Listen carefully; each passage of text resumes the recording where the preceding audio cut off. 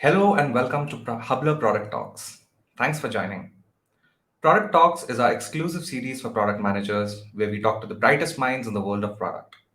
This is a no fluff 30-minute session where we discuss the challenges an everyday PM faces and learn how veteran product leaders solve them.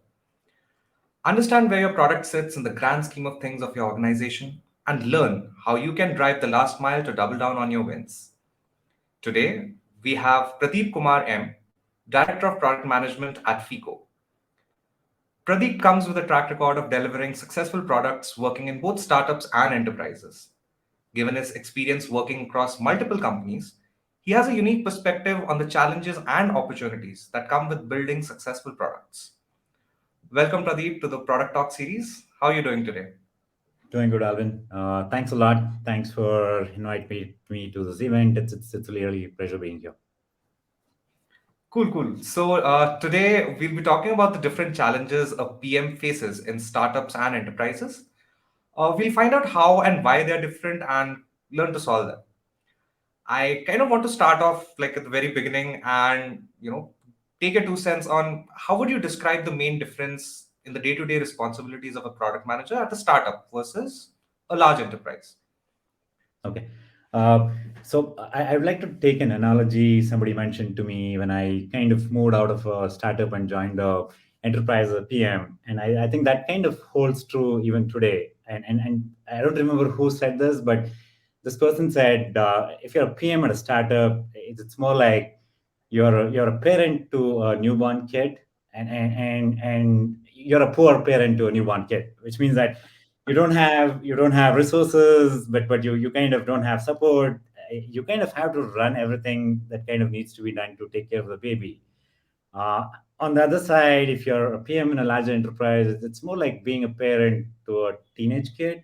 I mean, maybe a rich parent who kind of takes care of a teenage kid. So that's probably kind of summarizes the differences between how you kind of have to hustle too much when you're at a startup versus a lot of things are taken care of. You kind of don't have to do everything when you're in a larger enterprise. There are things that are taken care of, and there are boundaries which you don't want to cross over, and your teenage Got kid it. might not like it. So that's fairly analogy that kind of stuck in my mind, and I think it's still true when I look at my stint at startups versus enterprises. I think that still holds true to a large extent.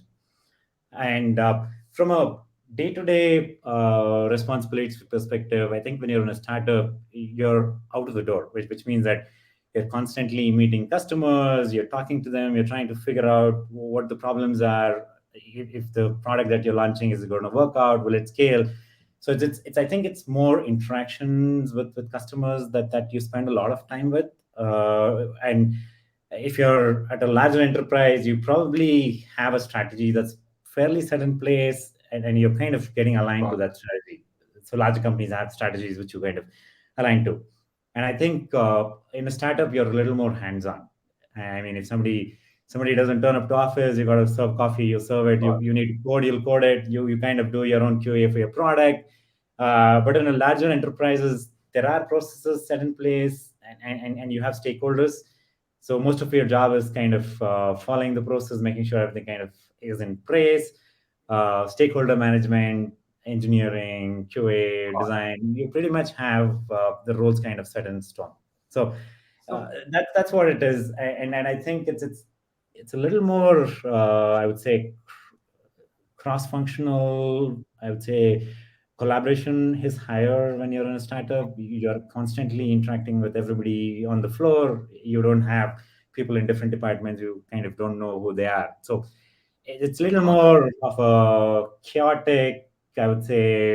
In one room, you kind of interact with everybody, trying to solve problems, versus kind of having boundaries with marketing teams being separate, product being separate, everything in a larger enterprise. I think that kind of has been the difference when I look at my stint at startup versus enterprises. Understood. Just clicking on a few aspects of the your answer. What are some unique challenges that product managers face in a startup environment, and like, how would you address them? There's a subsection to this question where how do you balance the need for rapid experimentation and iteration, which is like required in a startup, versus a large enterprises more structured and process driven approach? Like, how does one find, where what's the right spot? Okay. Uh, that's also something I would say the unique challenges that one faces in a startup is you kind of generally when you get into a startup you won't have a product market fit. So I term this like you're a PM or a founder in a startup. You're more like in a speed dating contest. So you don't I advise people not to kind of get married to the idea or product because you don't know what's going to happen. You kind of constantly in that mode of figuring out. You're talking, you're trying to figure out what the problems are, what is the customer trying to do, can I solve the problem, is there compatibility. It's more of that node where you don't commit to yourself and say, hey, this is the idea, this is what I'm going to build. It might not work out that way. So you kind of need to be open, but at the same time you still need to be very explorative in terms of figuring out and talking and be there to kind of figure out what's happening. I'm not saying in enterprise it's more like a arranged marriage, so everything is kind of set in stone, but you still have your own challenges to deal with. But it's a very different ball game there. So I think that's if you kind of take care of that one aspect, a lot of things kind of become a little more, I would say, easy in a startup mode. Got it. Got it. Moving to just the aspect of metrics for a while. How would you measure success in a startup versus a large enterprise? Like, how does that term survive across these? Okay. I think there is one thing I would say. It might sound a little rude, but I think success, no matter if you're in a startup or an enterprise, is in some sense money in the bank. If you gotta be That's not making true. That's you not gotta true. be making money. I mean, no matter there are a lot of vanity metrics that you can measure, but eventually, what triumphs everything is if you're kind of making money. uh, but when you're in a startup, I think there are different things to take care of. I don't think enterprises really would worry about like burn rate and runway and customer acquisition cost and lifetime values. I think those are things that I think as a startup you would more be worried about tracking those metrics as well. In a larger enterprise, you kind of have your set customer base, so your worry is more going to be how do I grow more revenue, how do I improve my margins. Today it's 20%, can I get to 25 or whatever. I think those are closer metrics that you kind of start tracking when you kind of move from a startup to a larger enterprise. And I think that's probably where from a metrics perspective it makes sense. But at the same time, what you also measure in a startup is how innovative you are, because you kind of have a product that's rolled out. It's never going to be perfect, so you're always constantly trying to figure out and innovate and see, can I make this better? Am I getting more downloads? Am I getting more engagement? Am I innovative enough to kind of keep testing my limits and then and move further every day? It's a race against time. There are a lot of competitors. Everything's kind of against you. So you need to be a little more innovative in kind of getting to a place where you kind of know, okay, this is a good place to be in. I think in an enterprise, it's more incremental product rollouts, and in most cases, you kind of have a product, you have customers, you kind of sometimes we might have to go to you might have to pivot and do something different, but more than often, I think you're more trying to figure out how do I scale this, how do I continuously keep the incremental features rolled in so the customers are happy. I can also sign in more customers. I think that's probably where the subtlety comes in. Got it. Got it. That makes a lot of sense. Uh, Moving on to product teams as such, can you walk us through your approach to building and leading a product team in a startup, and how is that different from an enterprise? Okay. Uh, so you need to hire smart people, no matter if you're in a startup or large enterprise. But one thing that you probably focus more when you're hiring for startups is the agility and then the entrepreneurial skills.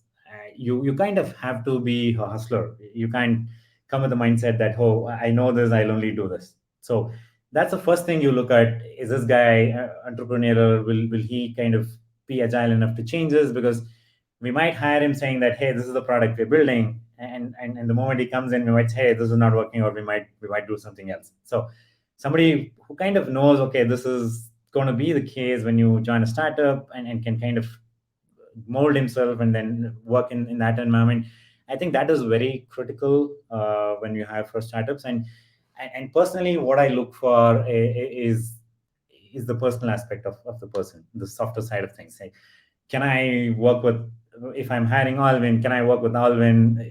I mean, we're going to spend like 12, 20 hours in office. Is he going to be the guy whom I want to spend time with?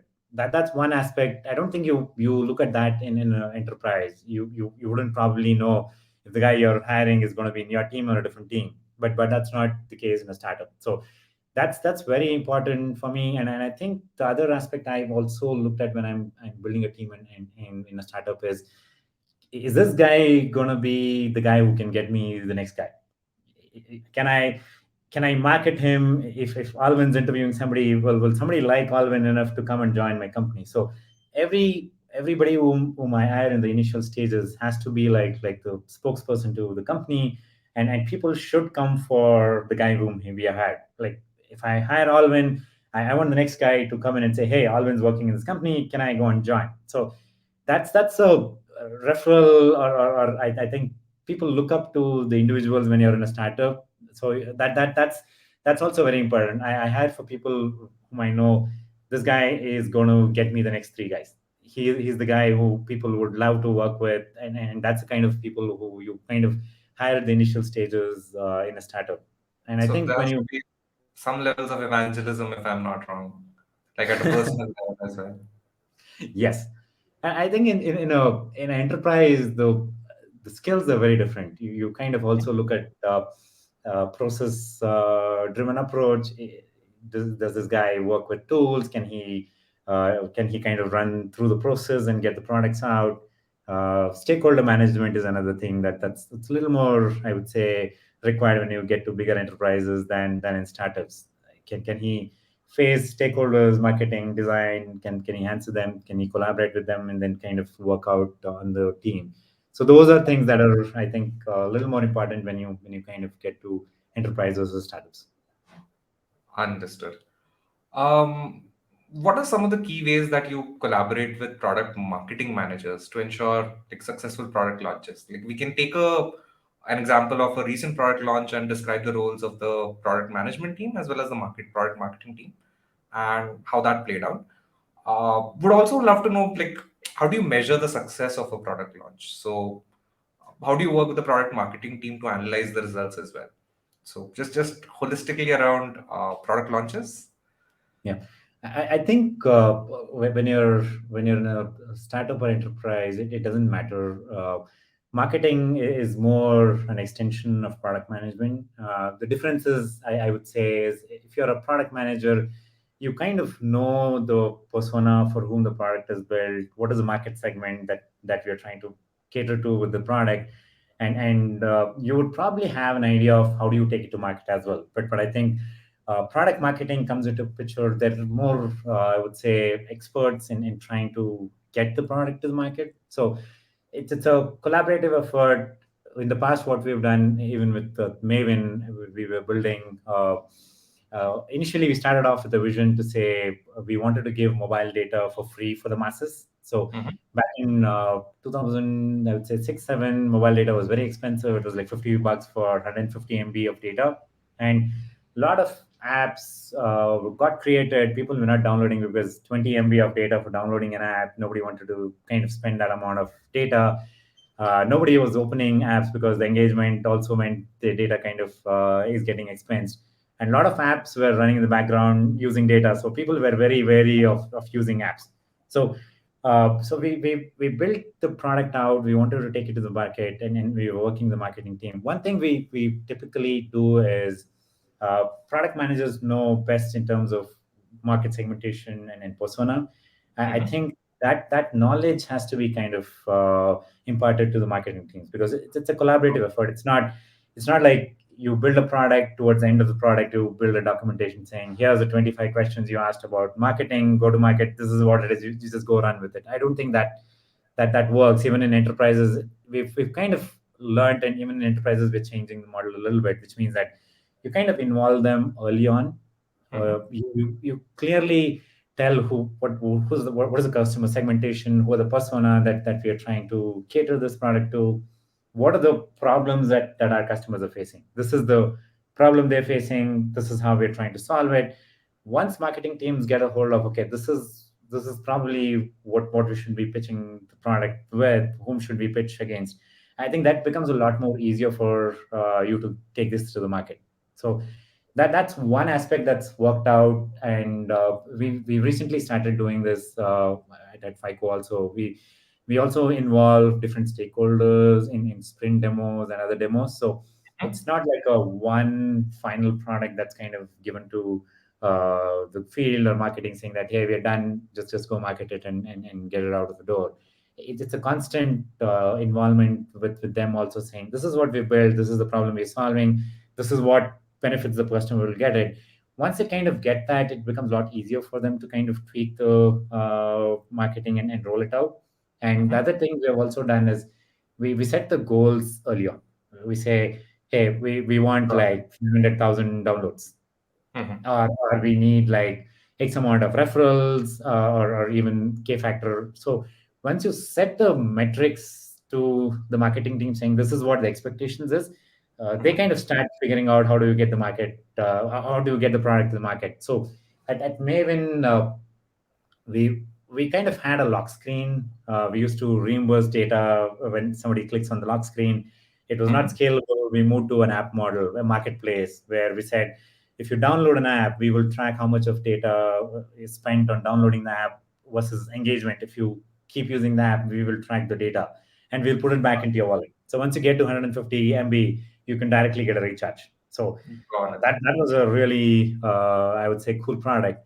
And when we looked at what's like the beachhead market segment that we should look at, I think college kids were in the alley. They had the need to consume apps. They had the social, I would say, need to do it. At the same time, they didn't want to spend a lot of money. So we worked with the marketing team. We said, hey, I think this is a good segment to go, kind of market the product, and we need like 100,000 downloads in the next whatever 4 5 weeks. And they designed a couple of programs. I think they did some programs around campus ambassadors. Where they went to colleges, they had campus Mhm. ambassadors. They went to local chai shops. They made paper cups with the app Oh, logo. that's So really cool. Yeah. they kind of were very innovative in trying to devise how do we kind of get this to the segmentation that we wanted to get to. And that was very successful. So the moment you kind of you get them what they need, it kind of they will turn the wheels and get things done. Got it. Got it. Like if I'm understanding this correct, at an early stage startup, it's largely baked into the role of a product manager itself. Yeah, But gradually, as you start expanding, this becomes an extension, or this becomes something that is carved out into a separate role. true. So now that in an enterprise, these are fundamentally two different teams working, right? And I think parts of it have been covered earlier as well, but just making sure to understand it from a process perspective as well. How do you ensure that product marketing teams have the necessary product information to create effective marketing campaigns? So you kind of mentioned that you involve them earlier in the process. You throw some light on what kind of user personas you're dealing with, but just from a process perspective, like involving them sooner is like one step. So what else is there? So I think typically in larger enterprises, marketing has their own questionnaire and things that they want from the product team. So they generally have upfront questionnaire saying that, hey, these are the 20 different things that we kind of want to know to kind of be able to market it out. So eventually we will try and get that data to them. Hmm. So the process is more, sometimes you kind of build the product out and then fill in the marketing questionnaire, have a call with them, try and figure out how do we kind of do it, and collaboratively work things out. When you become a little more collaborative, you kind of uh, when you do the planning, a lot of companies do plan presentations ahead of time to stakeholders. So when I build a PI, like a quarterly deliverable, and every team presents their plan, and then the marketing, sales, and everybody who's kind of involved is involved in that process. You say, hey, these are the priorities that we are working towards, and these were the requirements that we got. This is what we're going to deliver at the end of the quarter. So that meeting kind of sets the stage for everybody. So if you have questions, you don't know something, you don't think this is making sense, or you need more details to kind of figure out how do you market it out, a lot of that Mhm. kind of gets captured in that meetings itself. So that kind of sets the ball rolling for the next collaborations. And from there, you kind of set up meetings and try and figure out what are the collaterals, or even materials that you would need. If somebody needs to be trained, so we give them logins, we kind of get them hands-on, and show them demos saying that, hey, this is how the product is working, this is what the customer issue was, this is how we've solved it, and I think this is how probably you should be marketing it. And that's how we kind of evolved. And I think I've seen most companies doing this off late, and not being like a clear distinction of process between, hey, product management, and then you test it out, the product is ready, you fill the questionnaire, hand it over to marketing, and then they take over. I think that no more is kind of the norm in most companies. Got it. Got it. Moving on to one of the biggest pieces of product management life cycle in general. Let's go towards tech. So, how do you deal with the delta between peanut items in your product roadmap or your backlog and your engineering team bandwidth? So, like a hypothetical scenario, it's not that hypothetical, but let's say there are 50 peanut items and the engineering can only develop 10 or deliver 10. So, like, how do you go about that? How is this delta managed? Yeah, I don't think there's a canned answer. Having 50 P0 might be good sometimes, which means that there's just too many things that the customers need, or maybe you haven't done enough that everybody's asking for more.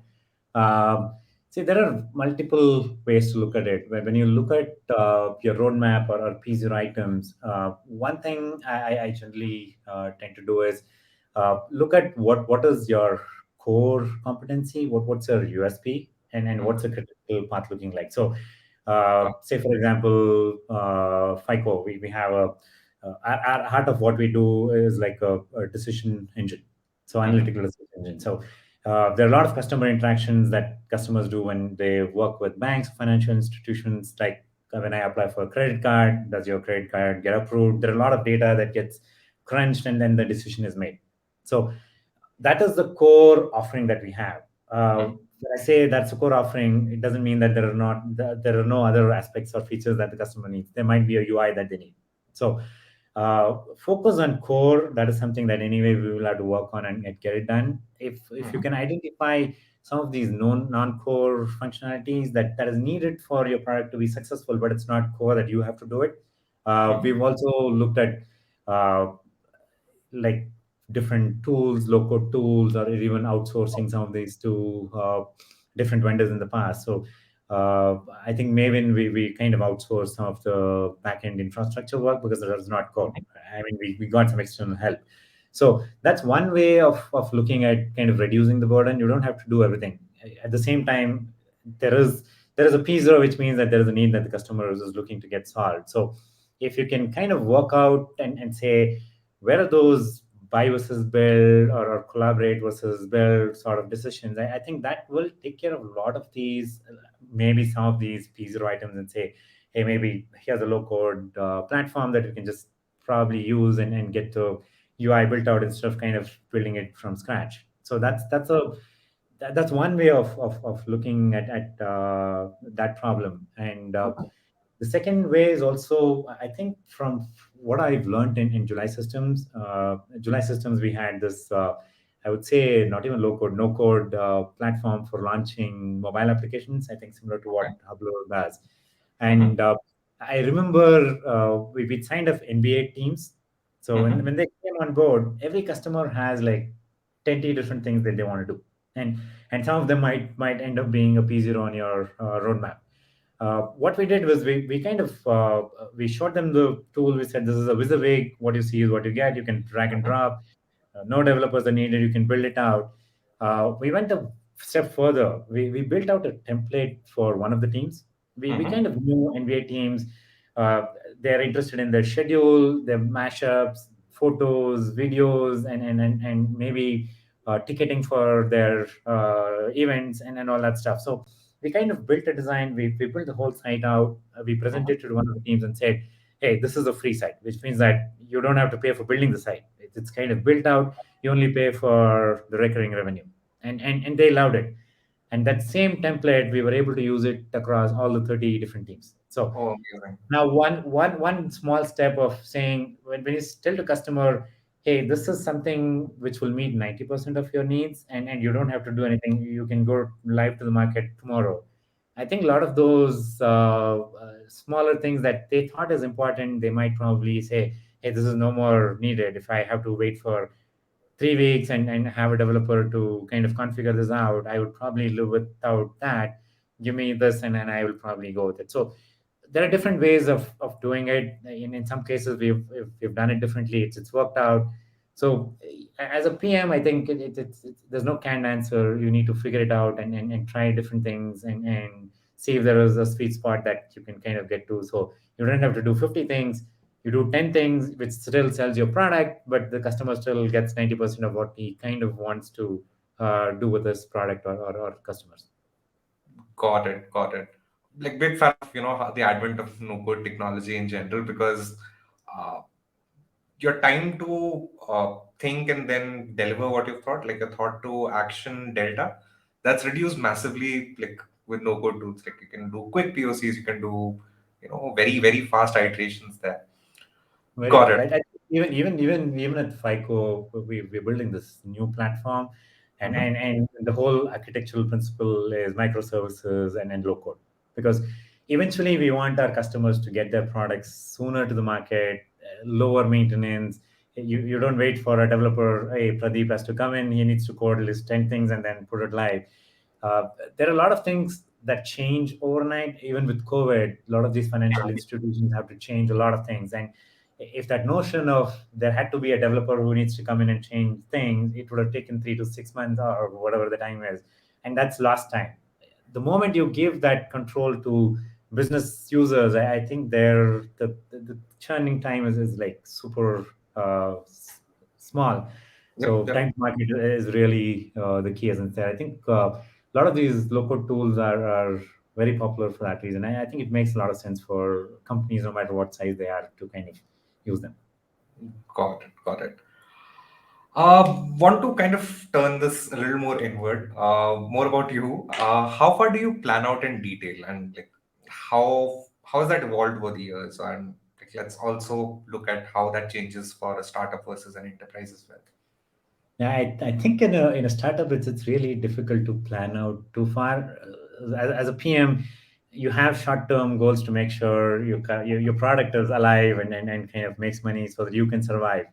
But you have a longer term vision saying that, hey, like maybe I said, our goal was to kind of make mobile data free for our consumers so that people can come experience the mobile web. So that's the longer term vision. The clarity is there in terms of what we need to do, Mm-hmm. but then when you kind of start building out, you might probably have visibility to less than a quarter. I think it's in a startup, it's more monthly basis. You're like, okay, these are the three things that we need to roll out, and you roll it out, and something else comes into play. I would say in an enterprise, I would say terminology, we're more Kanban, which means that this is what needs to be done, but you don't know what else will come in and then kind of disrupt your whole schedule. But Mm-hmm. you tend to at least have like a 1 month kind of detail planned out, saying that this is exactly what we need to build out, or even like a complete feature. It might take 2 months. Hey, we need to get this marketplace out. That's the clarity we have. The designs are in. So it's either feature or there's multiple features, at least a couple of sprints, which is like a month or so. And Mm-hmm. moment you move to a larger company, I think most probably most companies, the PI planning happens. It's a quarterly basis, so there is pretty much absolute clarity in terms of what needs to be done in that one quarter. And beyond that, you kind of plan in what we call as horizons. So horizon 2, we will probably look at building something at this level. So the clarity is more from a market facing feature, saying that we will build this feature out, but I don't think there's absolute clarity or breakdown in terms of what exactly goes into getting that feature out. But absolute clarity for 1 quarter, I think everybody kind of has. The PI planning is done. You will probably have epics planned out for uh, 2 or 3 horizons. Horizons Mhm. are mostly half yearly sometimes. So you at least have 1.5 year or 2 years visibility in terms of what you want to do. But it's not set in stone. Those can change as and when the kind of market determines that, okay, this is something that is not no more priority, something else needs to be done. Absolute clarity for a PI or little beyond a PI is always there. Understood. Uh, Before we go to the next question, there's a question that's come up. PMs are predominantly engaged with defining a product. Do you think that they'll soon be building some X percentage of their product roadmap on their own using tools or like no code tools or low code tools? Like what's your bet here? Yeah, I think if you, it depends. If you're in a startup, I think a lot of PMs do it. I Mhm. still remember making mocks in Balasmake, and some PMs are even more advanced. They kind of use InVision as other tools to kind of get like real, not even buyers mocks themselves and then hand it over. So I think that is going to happen more on the startup side of things, where you kind of are wearing multiple hats. Mhm. It might not be something that I foresee in the near future for PMs in an enterprise, because there's a lot of things that they need to do themselves, and there is the distinction. But I think I see the difference now. We are also trying to build wires and kind of envision, kind of get that to different teams. So I think that change will happen in startups. It's already there. I think that change will slowly percolate in enterprises, but I don't see that kind of being norm, because I think my enterprises still want product managers to kind of wear one hat and be focused, because there's too much to do in that one space itself. They don't want to kind of deviate their attentions in too many things.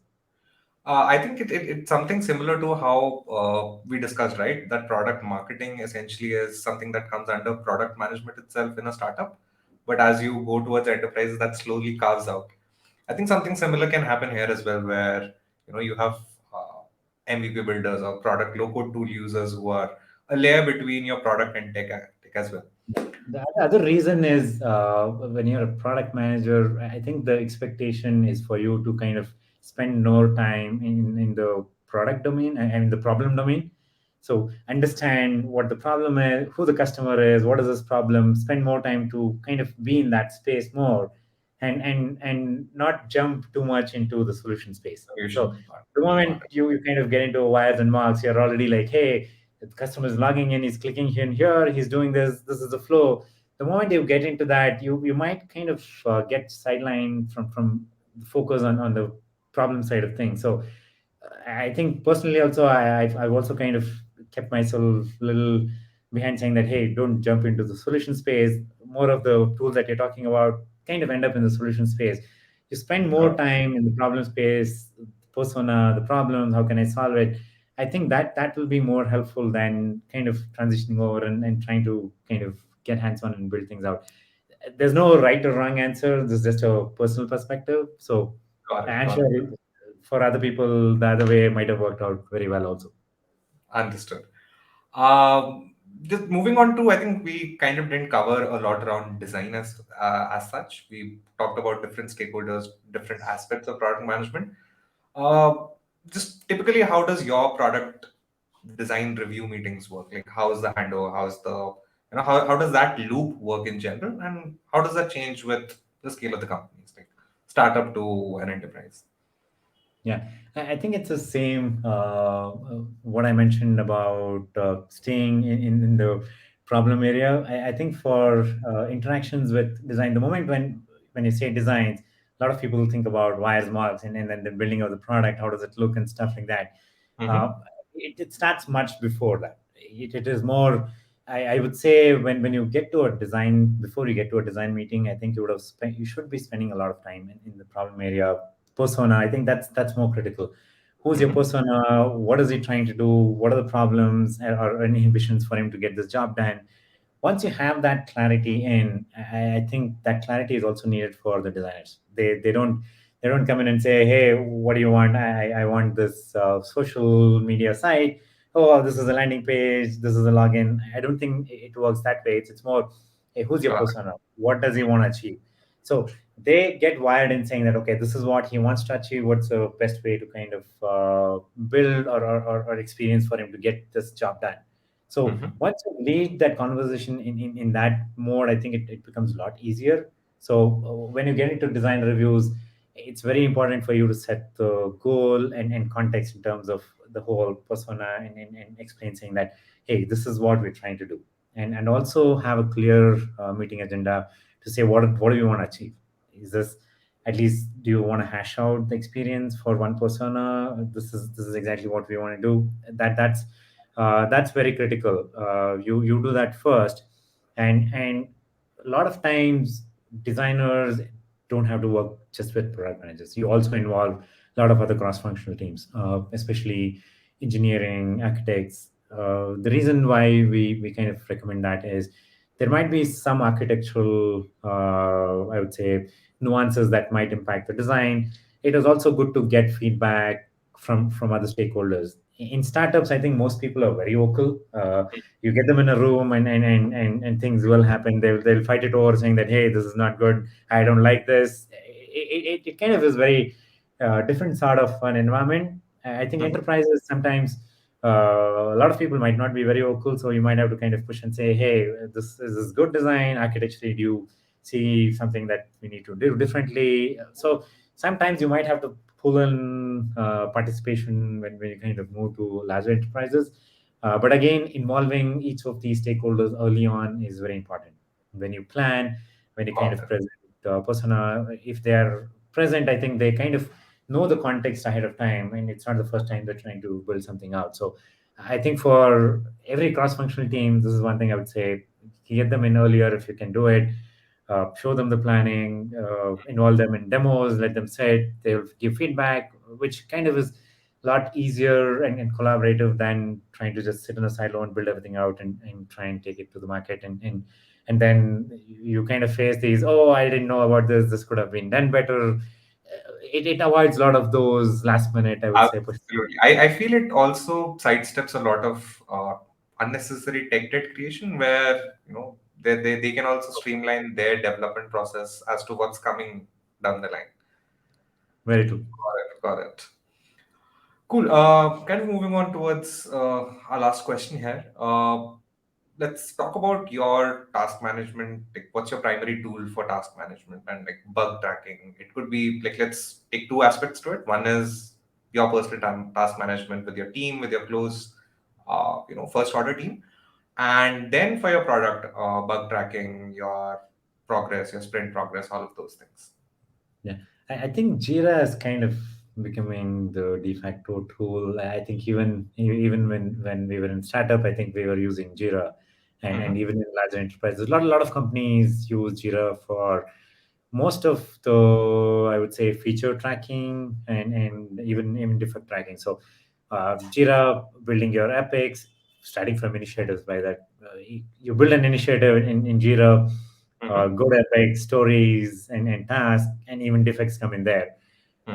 What we've also used for purely road mapping is AHA these days. So the initiatives and epic level kind of sits in AHA when we do the business presentation, saying that, hey, this is what it is. We don't want to kind of get into Jira to do it. We've done it in the past, but we're also experimenting to see if AHA kind of works out best.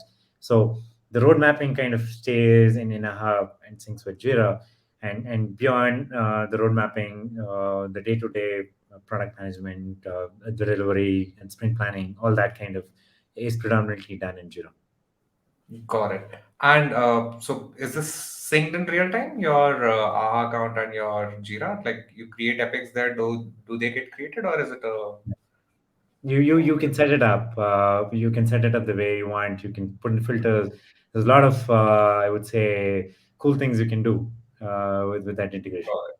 So is I'm presuming product level documentation is then maintained on one side, which is AHA Yeah, in this case. we typically Confluence, Box, depending on which companies you kind of work with. So there is Got it. SharePoint, Confluence, Box, and most of these have worked in the past. So you kind of have documentation which is shared and collaborated across different teams in one of these tools.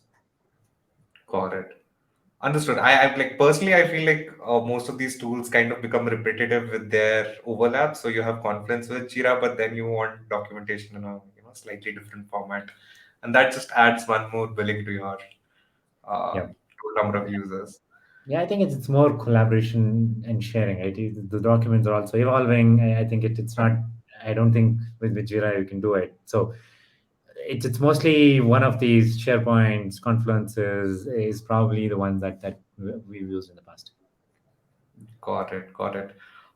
Thanks a lot, Pradeep. This has been like a really insightful conversation. Like you've shown like all across through different domains in both startups and enterprises. It's been really helpful. Thank you so much for your time. Thanks a lot for having me. This was really fun. Thanks, Yeah. Alvin. Thank you. Thanks for joining our bi-weekly session of Hubler Product Talks. If you're someone who has an enterprise grade challenge, we are Hubler. We help you build your very first web mobile app for your use case. Hubbler's no-code app creation platform lets you develop and deploy custom business apps to suit your requirements without relying on a tech team. Head on to our website or simply email us at sales@hubbler.app. Thank you and have a good day.